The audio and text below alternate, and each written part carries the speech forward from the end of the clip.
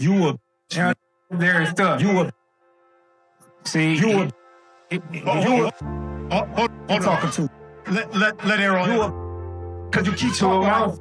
You too You emotional. doing all that man. talking. That's how You doing all that talking. Oh, You can't say come back. You can't come back. you really don't talk, and you talking too much. Yeah, this You want like some attention. So I right here. It's gonna be legendary. Female ass. Y'all tune in. This is a legendary old school fight. Get out some attention. Put the camera on him, cause that's what he doing. Showing out like a female. Let him finish, but go ahead, EJ. Yeah, all right. Crawford erupted at Canelo in a tense press conference. He stated firmly that his aim is always to secure victory inside the ropes, yet cautioned that if Canelo shows disrespect or crosses the line, the clash could turn personal. Sharp remarks highlighted his focus and fire, proving that he is prepared both mentally and physically, leaving no uncertainty about his self-dashed belief. Canelo, they taking Crawford. You got people that was taking Crawford, they taking Canelo. Yeah. What do you make of it?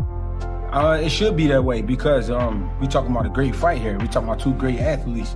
So when it's like this, it's better for the betting. You know what I mean? All the people that like to bet, it's better for them. You know what I mean? Because nobody knows where the money gonna land. The reason I have so much confidence in this fight, you know, thinking that it's gonna be a great fight.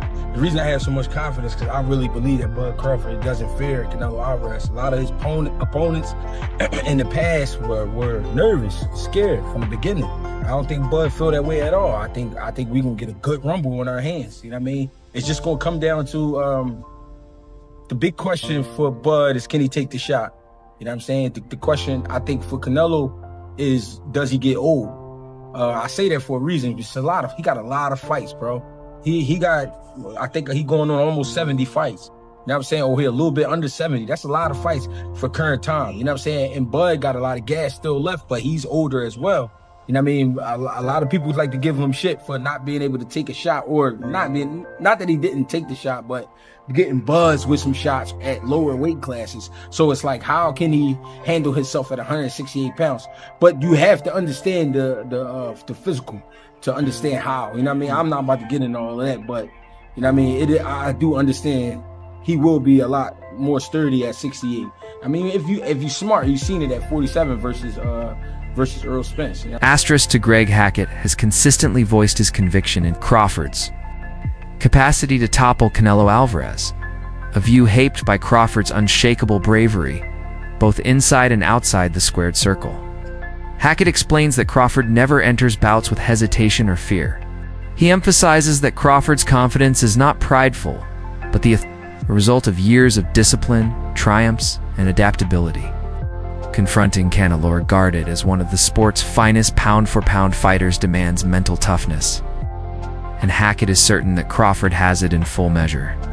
For Hackett, this contest is not a steep climb for Crawford, but another stage to prove he excels under intense pressure. September the 13th, it's billed as Fight of the Century. I do feel as though this one, for such an unbelievably good fight, the prospect of, it has gone under the radar a bit. We've spoken more about fights that are not even... No, but Eubank Ben, I mean, how much you spoke about... No, I love that fight. Yeah, but compared to these two guys... Yeah, that's but that's in Britain, that's prime time here, it's the football casuals. I think the problem with this fight is, it is just a fabulous boxing matchup, and one with all sorts of curiosity between two superstars. The Ring magazine's dedicated the entire magazine, but this is boxing, it's hardcore boxing.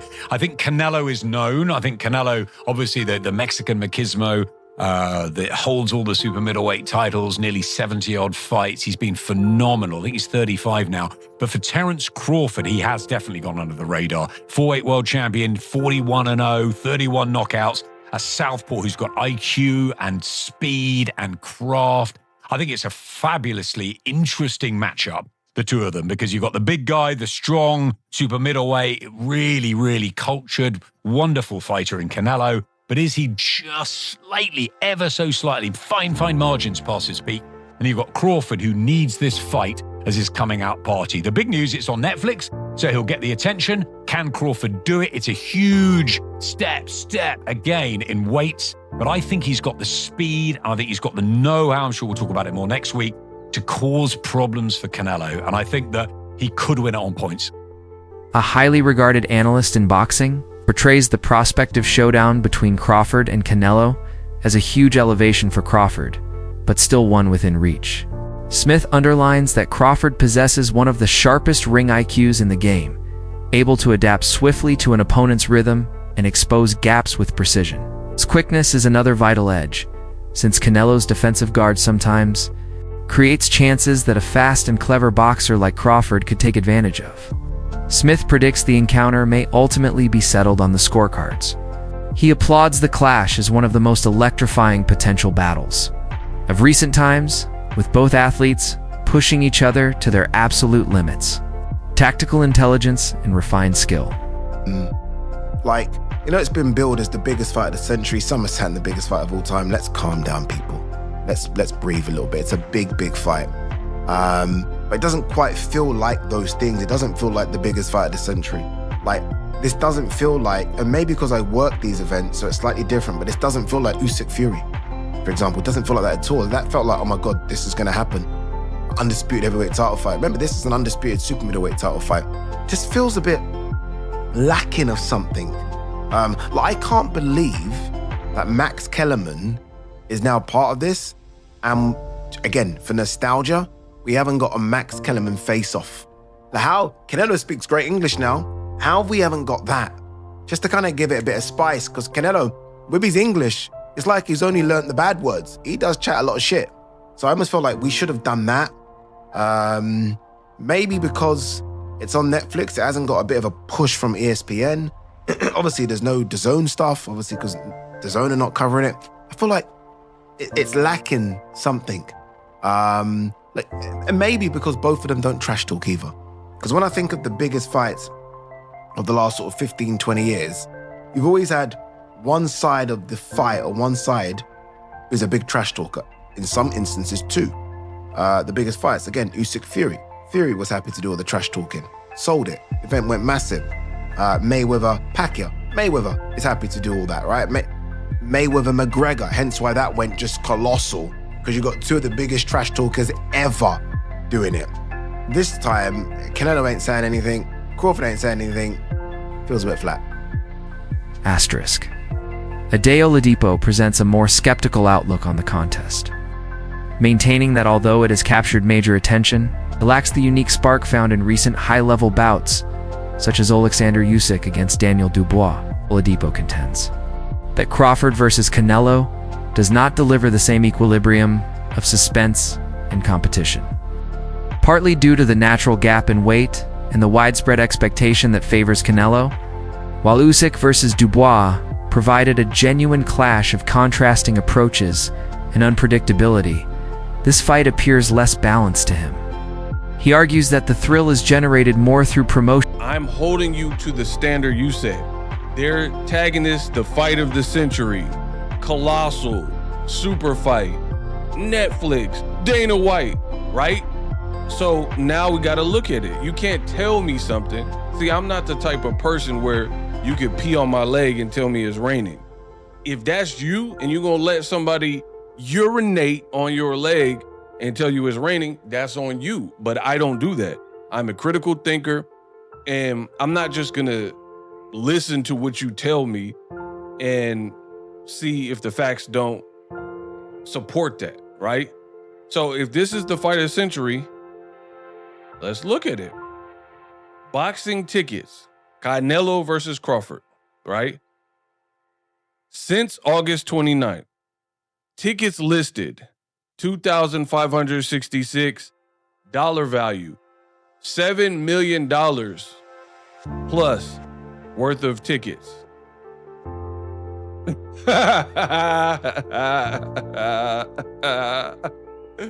Hey, bro, $7 million worth of tickets. However, have gone to extraordinary lengths to elevate this fight into a cultural spectacle, branding it as the century's greatest event. They have tapped into the worldwide boxing audience, sparking excitement. Beyond the sport's usual followers, Netflix's involvement has magnified the hype further, offering exclusive coverage. behind-the-scenes looks, and unprecedented access that makes the contest feel epic. Through documentaries, interviews, and carefully staged press conferences, the bout has entered homes that rarely pay attention to boxing. This style of promotion blurs the boundary between sport and showbiz, building anticipation comparable to the biggest crossover spectacles in history.